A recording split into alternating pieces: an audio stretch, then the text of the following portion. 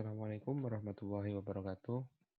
Perkenalkan nama saya Saugi, NIM 2017 dengan akhiran 032. Yang dimana di sini saya akan menjelaskan atau mereview tentang arbitrase. Yang pertama, pengertian arbitrase. Pengertian arbitrase itu sendiri adalah penyerahan sengketa secara sukarela kepada pihak ketiga yang netral, yang mengeluarkan putusan bersifat final dan mengikat. Dan orang yang dipilih melakukan arbitrase disebut arbiter atau arbiter. Kemudian, pemilihan arbiter. Pemilihan arbiter sepenuhnya berada pada kesepakatan para pihak. Biasanya, arbiter atau arbitrator yang dipilih adalah mereka yang telah ahli mengenai pokok sengketa yang diisyaratkan netral. Setelah ditunjuk atau setelah dipilih, bahwa arbiter itu menempatkan atau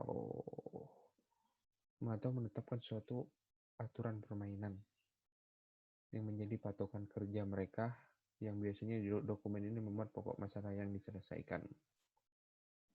Kemudian unsur-unsur arbitrase dan asas-asas arbitrase adalah yang pertama unsur-unsur arbitrase, yang dimana unsur-unsur ini yang pertama adanya kesepakatan para pihak untuk menyerahkan penyelesaian sengketanya pada para pihak ketiga, yaitu melalui proses di luar pengadilan atau non-litigasi. Yang kedua, sengketa yang diselesaikan hanyalah di bidang perdagangan. Yang ketiga, putusan tersebut mempunyai kekuatan hukum dan mengikat para pihak. Yang keempat, ruang lingkup arbitrase, yang dimana ruang lingkupnya hanya sengketa di bidang bisnis, atau kalau lebih umumnya di bidang perdagangan, yaitu kalau dikhususkan lagi bidang bisnis, sengketa bidang perburuan atau ketenagakerjaan. Selanjutnya, asas-asas arbitrase. Ada tiga. Yang pertama asas kesepakatan, yang dimana kesepakatan para pihak untuk menyelesaikan perselisihannya melalui pihak ketiga atau di luar pengadilan. Yang kedua, asas musyawarah, adalah setiap perselisihan diupayakan diselesaikan secara musyawarah melalui seorang arbitor. Yang ketiga, asas final. Mengikat adalah asas final mengikat, yang dimana putusan arbitrase ini bersifat final dan tidak dapat dilakukan lagi upaya hukum lainnya. Jadi kalau sudah ada arbitrase tersebut, putusannya final, ya udah itu, udah tidak bisa diubah lagi. Objek arbitrase dan jenis arbitrase. Baik, objeknya sendiri itu bidang perdagangan dan mengenai hak yang menurut hukum dan peraturan perundang-undangan dikuasai sepenuhnya oleh pihak yang bersengketa. Yang dimana objek tersebut pada pasal 5 ayat 1 Undang-Undang Nomor 30 tentang arbitrase dan alternatif penyelesaian sengketa. Yang kedua, selanjutnya jenis arbitrase. Ada dua, arbitrase ad hoc maupun arbitrase institusi. Arbitrase ad hoc ini sengaja dibentuk untuk tujuan arbitrase.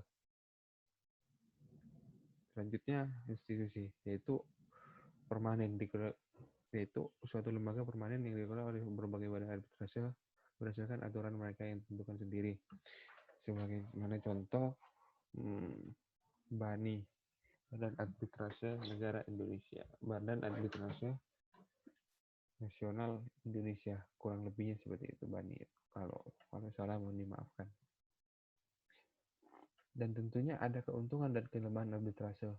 Yang pertama berkaitan tentang keuntungan yang didapat oleh orang yang melakukan arbitrase, kerahasiaan sengketa para pihak terjamin. Yang kedua, keterlambatan yang diakibatkan karena hal prosedural dan administratif dapat dihindari. Yang ketiga, para pihak dapat memilih arbiter yang berpengalaman, memiliki latar belakang yang cukup mengenai masalah yang disengketakan, serta jujur dan adil. Yang keempat, para pihak dapat menentukan pilihan hukum untuk menyelesaikan masalahnya. Para pihak dapat memilih tempat penyelenggaraan arbitrase. Yang kelima, putusan arbitrase merupakan putusan yang mengikat para pihak melalui prosedur sederhana ataupun dapat langsung dilaksanakan. Selanjutnya, kelemahan. Kelemahan arbitrase yang pertama, arbitrase belum dikenal secara luas. Yang kedua, masyarakat belum menaruh kepercayaan yang memadai sehingga enggan untuk memasukkan perkaranya pada lembaga-lembaga arbitrase. Yang ketiga, lembaga arbitrase tidak mempunyai daya paksa atau kewenangan melakukan eksekusi putusan. Yang keempat, kurangnya kepatuhan para pihak terhadap hasil penyelesaian yang dicapai dalam arbitrase, sehingga seringkali terjadi pengingkaran.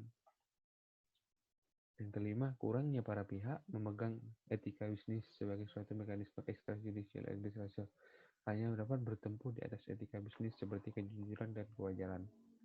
Baik, itu saja yang bisa saya sampaikan. Terima kasih. Wassalamualaikum warahmatullahi wabarakatuh.